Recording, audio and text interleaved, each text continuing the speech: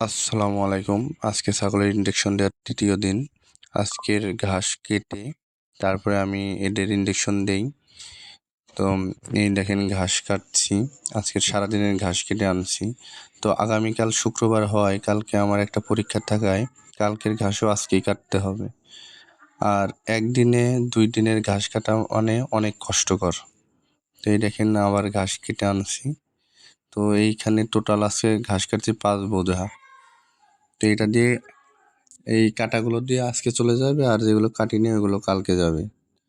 তো ২ দিনের ঘাস ১ দিনে কাটা আসলেই অনেক কষ্টকর, অনেক সময় অপচয় হয়। এই ঘাস কেটে ছাগলগুলোকে খেতে দেই।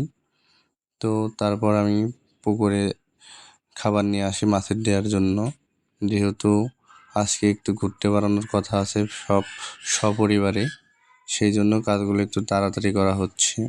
আজকে আমরা একটু ঘুরতে যাব ফরিদপুর রাসেল পার্কে।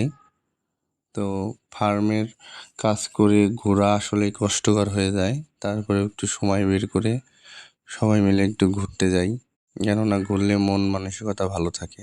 আসসালামু আলাইকুম।